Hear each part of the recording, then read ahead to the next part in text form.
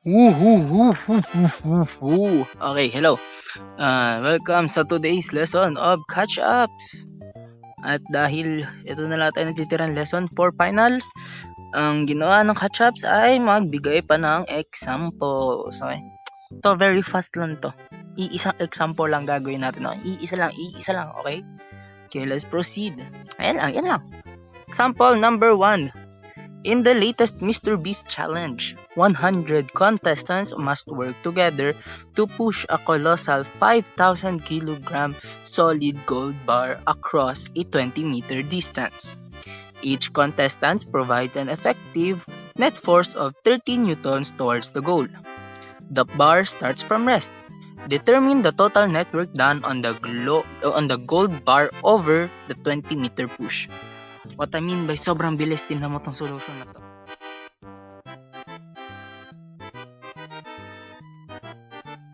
Diba? Bilis lang. Sabi sa inyo. Told ya. Okay, so break it down. Bigay natin tong cake. Look at this cake, okay? Okay, let's start from the top of the cake. Dun, sa top of the cake nakalagay ang given. Right? So sa given natin, we have a mass ng gold bar na 5,000 kilograms. Yung kailangan niyang i-reach na distance na 20 meters. And yung force per contestant na 30 newtons. And kung gano'ng kadami sila, which is 100 contestants. Okay, in the first part, ang kailangan makita is yung total work done ng buong kababayan, ng buong contestants ni Mr. Beast. Okay? So, ang magiging formula natin is ito. Our formula is W net equals F net times distance. Ibig sabihin niyan, work, total net work, okay, total work, okay, F, or then net force, okay, yung total force times the distance. Alright, pero wala sa given natin ang net force. That's why we will try to find it muna before we solve the net work kasi hindi natin masasolve yan. Okay? Alright, so dito nakalagay si net force ay equal sa number of contestants times dun sa force per contestant. Yung dalawang yon ay nasa given natin. Okay? So, si number of contestants ay 100 and si force of contestants is 30. Meaning, 100 times 30 equals 3,000. Alright? Now, we have the net force. Now, ilagay natin doon sa network. Okay. So, network equals 3,000 times meron tayong distance na 20. So, lagay mo lang 20. Okay, 3,000 times 20. Boom, tapos na agad number 1 natin. 60,000 joules. Okay guys, tapos na. Tapos yun, isang lesson lang. Ano ba? Ay, ano isang lesson? Isang example lang gagawin natin. Yan lang. Pero madaming point. Okay? So, nahanap natin ang network. Sabi ni Mr. Beast, what is the bar's resulting final speed just as it crossed the finish line? Okay, just as it crosses the finish line. Watch the solution again. Explain ko kaagad very fast. Alright, ang bilis. Okay, so hinahanap natin sa number 2 ay si speed. Okay, IC speed kasi nakalagay sa question is what is the bar's resulting final speed just as it crosses the finish line. Okay, so we have the network equals 1/2 mass then final velocity kasi meron tayong initial velocity kasi nakalagay doon the bar starts from rest. So hanapin natin yung final velocity. Okay, kasi just as it crosses the finish line, ibig sabihin yun nandun na sa dulo. Alright, so final velocity squared. Ngayon, you might be wondering, hindi ba hinahanap natin is speed? Bakit network ang nakalagay dyan? Meron na tayong network. Boom! It is the power of derivation. Okay. Ngayon, meron tayong network, meron tayong mass, may 1/2 tayo kasi nakalagay siya 1/2. Ang wala natin is si final velocity. So now we can shift the formula to get the final velocity. Yes. Okay. In the first step of the derivation.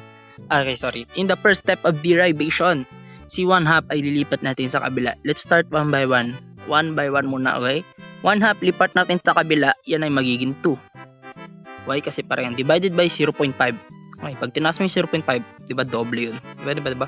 Common sense. Yeah.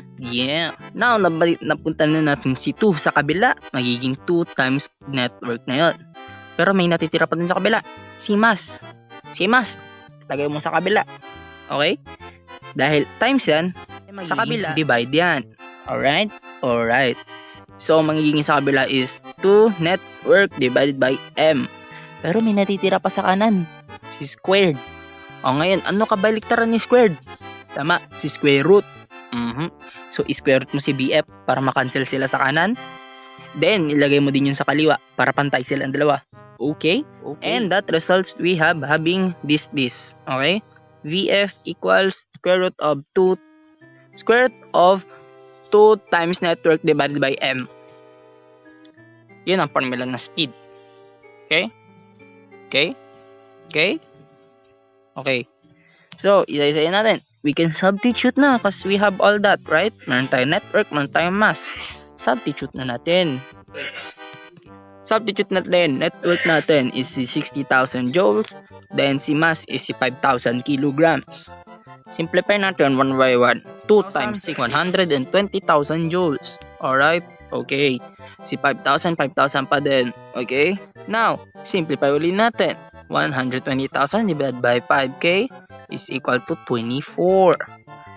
If may question kayo sa units, me personally, I do not know kung paano nakuha yung meter squared per second squared. Ang logic ko lang dito is dahil ang velocity ay meter per second ang velocity, and meron pa natitirang square root sa equation, is ginawa ko nila SI unit natin dyan is magiging meter per second kasi dapat yun ang unit ng velocity, and dahil may square root pa, square ko each one para pag square root, maka-cancel out yung squared. Yun ang logic ko dyan, okay? I do not know how they got the m/6.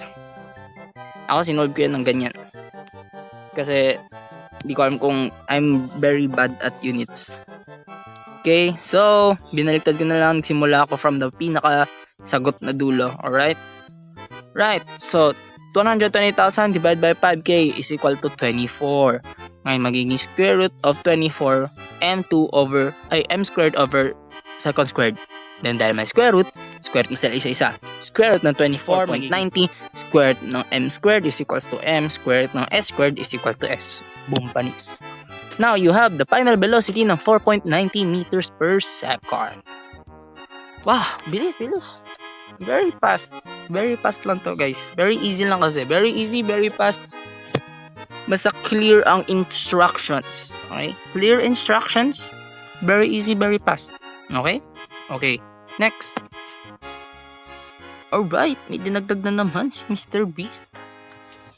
Kanina, nahanap natin ang network, nahanap na natin ang speed. Ngayon, nakalagay naman dito is, if the contestants completed the push in a certain amount of time, resulting in the work previously calculated, what was the average total power output by the entire group given that the event took exactly 15 seconds? So basically, sabi lang dito, ano naman yung power? Tapos na tayo sa work. Now, let's proceed sa power. Ano yung naging power ng buong group, which is yung rate of work. And binigyan tayo ng exact time na 15 seconds. Okay, so watch the solution. I break it down. Alright, ayun lang. So, we have the time equals 15 seconds. Okay. Now, we have the formula na power total or total power equals network over time. Okay? So, kasi naka-total kasi buong entire group tayo. Okay? Okay. Dahil buong entire group tayo, we gonna use the network. Kaya nakalagay dyan, network. And yung time, same pa din, time. Alright? So, if we gonna substitute that, network is equals to 60,000 joules and the time equals 15 seconds. Ngayon, pag dinivide, sagot mo is 4,000 watts. Watts is the SI unit for power. Okay? So, yan lang. Boom, bow. Tapos. Okay? Let's proceed to 1.4. Hindi pa din natapos yung isang example natin. Dire-diretso siya, okay? Okay, so dito sa 1.4 nakalagay, knowing the total time and distance, what was the average power exerted by a single contestant who contributed 13 newtons of effective force over the 20 meters? So, 1.1, hinanap natin network. 1.2, hinanap natin is yung speed. 1.3, hinanap natin is yung total power. 1.4, hahanapin natin yung tigi-isa-isang power nila. Okay? Okay. So, watch the solution. I break it down, yo. Very, very fast. Okay. Ngayon lang. Ano ba masasabi? Madali lang ang P6 kaya PEC6. Okay. Alright. So, we proceed. Power individual. Yan yung ind. Okay. Power individual is equal to wind individual over time. Wala tayong wind individual. Di natin hanap yan. Hinanap natin network buo na. So, hanapin natin yung tigi-isa nilang wind individual. So, we repeat. So, wala tayong wind individual, di ba? Wala. We repeat the process. Tulad ng ginawa natin sa network, nakalagay doon is net force. Ngayon naman, hanapin natin yung tigi-individual force. Okay? So, individual work equals individual force times the distance. We have sa given natin yung individual force or yung force exerted by a contestant which is 30 newtons. So we gonna simplify and solve na kagad. 30 times 20, we have the distance then is equals to 600 joules. So ang ating individual work is 600 joules. Okay? And dahil meron na tayong individual work, pwede natin ilagay yan dun sa formula sa individual power. Substitute kagad natin. So, si individual work, wind, is magiging 600 joules. So, individual power equals 600 joules over 15 seconds. Now, kapag sinom is 40 watts. Alright? Tapos na. Now, we find the individual power exerted by a exerted by a single person. Okay, hindi pa tapos. Okay, last one na talaga to. Ito na.